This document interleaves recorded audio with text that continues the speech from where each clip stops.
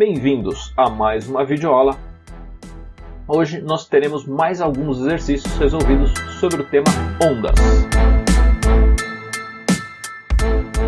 Antes dos exercícios, aquela nossa breve revisão. Então vamos lá. Quais foram os principais pontos que nós vimos no estudo de ondulatórias?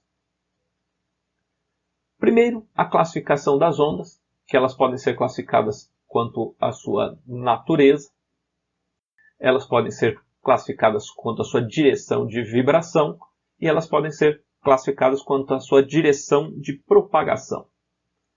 Vimos também a velocidade de propagação das ondas, isso está basicamente associado ao meio onde elas se propagam, e a gente tem aqui a equação fundamental, onde velocidade de propagação igual a lambda vezes f, ou seja, comprimento de onda vezes a frequência. Vimos também o fenômeno de reflexão das ondas, que é quando elas batem em algum anteparo e são refletidas, ou seja, elas voltam na direção contrária. E vimos o efeito de refração, o fenômeno de refração, que é quando uma onda passa de um determinado meio de propagação para outro meio de propagação. E quando isso acontece, se os índices de refração dos meios não forem iguais, existe uma mudança na direção da refração. Vimos o fenômeno de superposição das ondas, que pode ser uma superposição construtiva ou destrutiva, dependendo se os pulsos das ondas ou se a fase das ondas estão alinhadas ou se elas estão desalinhadas. Vimos o fenômeno de ressonância, que é quando um objeto é estimulado na sua frequência natural. Vimos o princípio de Huygens, que fala sobre a propagação das ondas, sobre a forma da frente de onda de uma onda que está se propagando. Vimos o fenômeno de difração, que é quando uma onda atravessa um obstáculo através de um pequeno orifício. E vimos a experiência de Jung, que foi extremamente importante para caracterizar o aspecto ondulatório da luz. Então, vamos agora aos nossos exercícios. Exercício número 9. Uma fonte emite ondas sonoras na frequência de 200 Hz. A uma distância de 3.400 metros desta fonte, está instalado um aparelho que registra a chegada dessas ondas através do ar e as remete de volta através de um fio metálico retilíneo. O comprimento dessas ondas no fio é de 17 metros. Qual é o tempo de ida e volta das ondas? Então vamos lá. Ele ainda nos fornece aqui que a velocidade do som no ar é igual a 340 metros por segundo. E as opções aqui são A, 11 segundos, B, 17 segundos, C, 22, D, 34 ou letra E, 200 segundos. Então vamos lá, o que ele está nos falando aqui? Ele diz que uma fonte emite ondas sonoras de 200 Hz. Essas ondas aqui viajam uma distância de 3.400 metros, onde você tem um receptor aqui instalado. Este receptor registra a chegada das ondas e manda, isso aqui está a 3.400 metros, e manda essa onda de volta aqui por um fio metálico com lambda igual a 17 metros. Então aqui quais são os dados do caminho de ida? Os dados do caminho de ida são que ΔS é 3.400 metros. A velocidade com que ela vai é de 340 metros por segundo, porque ela é uma onda sonora e está sendo transmitida no ar. E os dados de volta. A gente está vendo aqui que o ΔS são os mesmos 3.400 metros. O lambda é igual a 17 metros. O que nós sabemos aqui? Que velocidade é igual a lambda vezes f. E ΔS sobre ΔT é velocidade. Então agora a gente já tem todas as informações aqui, né? Temos todas as equações e informações para calcular os tempos de ida e de volta. Na ida, velocidade é ΔS sobre ΔT, velocidade é 340, ΔS é 3.400, então ΔT agora ficou facinho de calcular, é 3.400 dividido por 340, ΔT igual a 10. 10 o quê? 10 segundos. Então, o tempo que essa onda sonora demorou para ir foi 10 segundos. Agora a gente precisa saber quanto tempo ela demorou para voltar. Aqui a gente já precisa fazer um pouquinho mais de cálculo. Velocidade é igual a lambda vezes f. A frequência, a gente vai precisar calcular aqui a frequência de ida, porque a frequência da onda é sempre a mesma.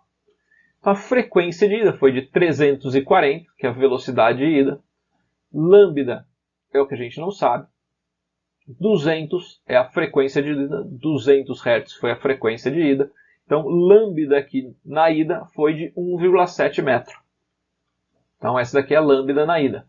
Na hora de voltar, a lambda vai ser o mesmo.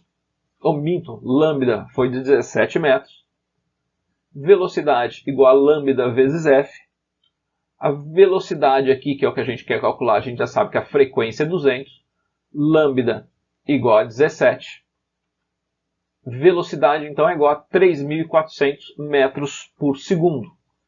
Se velocidade é igual a ΔS sobre ΔT, agora ficou fácil. 3.400 igual a 3.400 dividido por ΔT.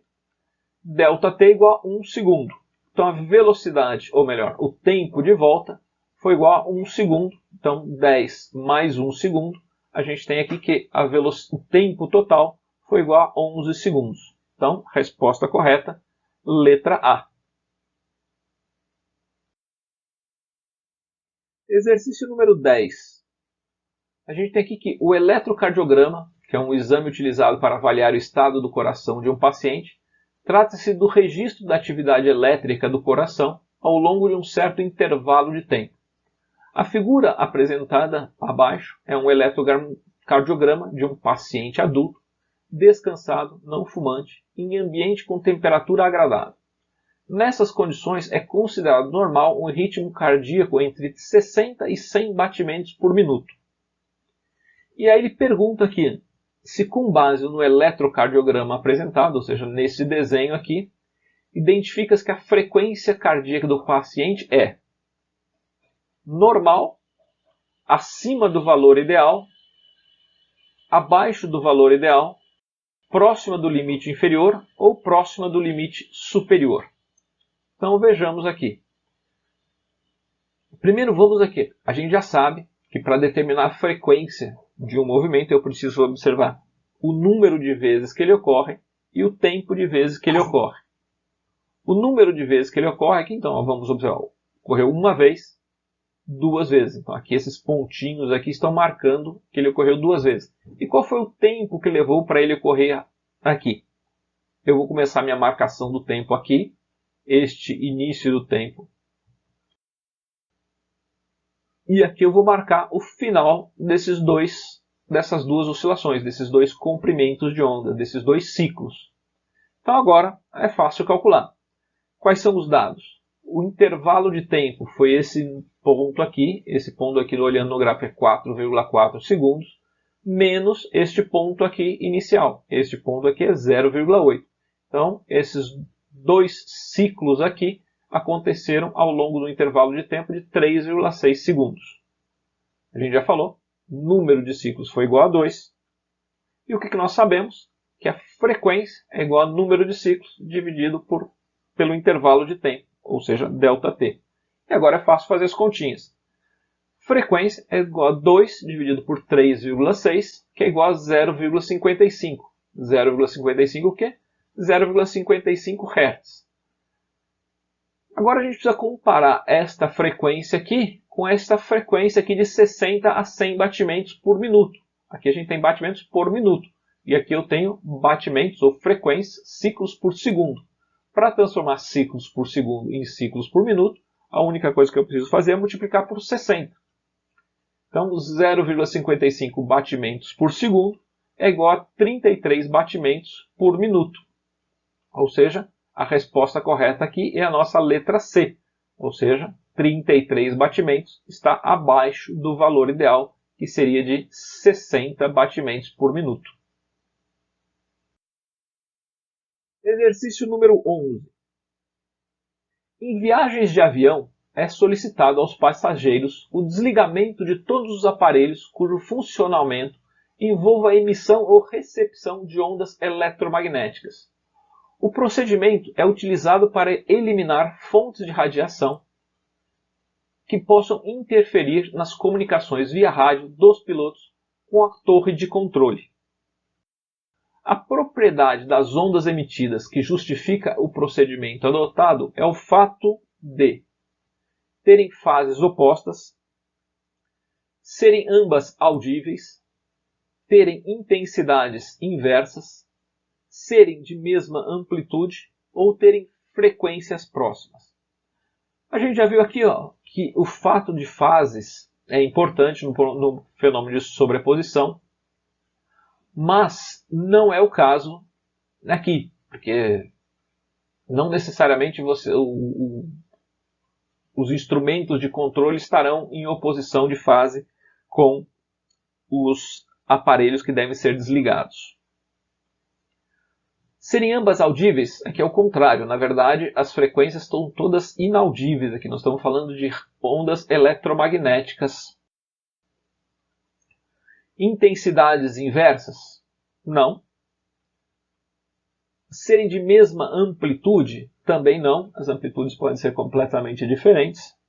O que vai fazer com que uma onda interfira muito na outra é se elas possuem frequências muito próximas. Se elas possuem frequências muito próximas, a gente pode ter aquele fenômeno de batimento ou o fenômeno de até mesmo de anulação das frequências.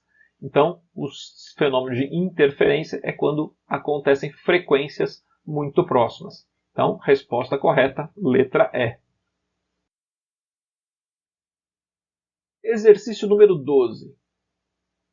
Uma manifestação comum nas torcidas nos estádios de futebol é a chamada ola mexicana.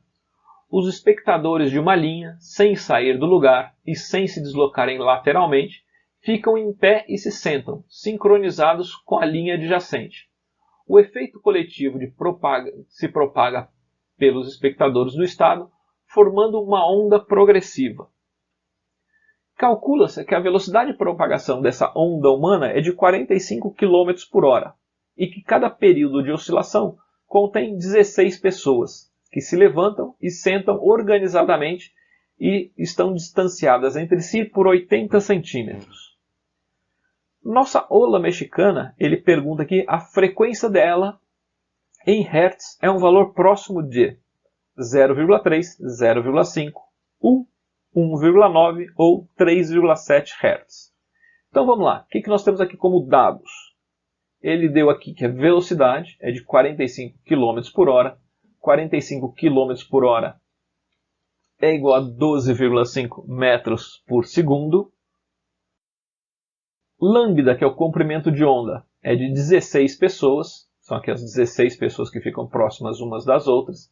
E elas estão situadas ou separadas entre elas por 0,8 metros, que são 80 centímetros. Então 16 vezes 0,8, ou seja, temos aqui lambda igual a 12,8. E aí ficou fácil fazer as continhas. Nós sabemos que velocidade é igual a lambda vezes f. Se a velocidade aqui foi de 12,5, lambda é de 12,8, a frequência vai ser de 12,5 dividido por 12,8, ou seja, 0,98. 0,98 o quê? Hertz. Como ele pediu aqui a frequência da onda é um valor próximo de 0,98, o valor mais próximo de 0,98 que nós temos aqui nessas alternativas é a letra C, ou seja, 1 Hz. Resposta correta, letra C. Espero que vocês tenham gostado dos exercícios de hoje. Se vocês ficaram com alguma dúvida, entre em contato conosco ou reveja as videoaulas com a teoria. Grande abraço e até a próxima videoaula.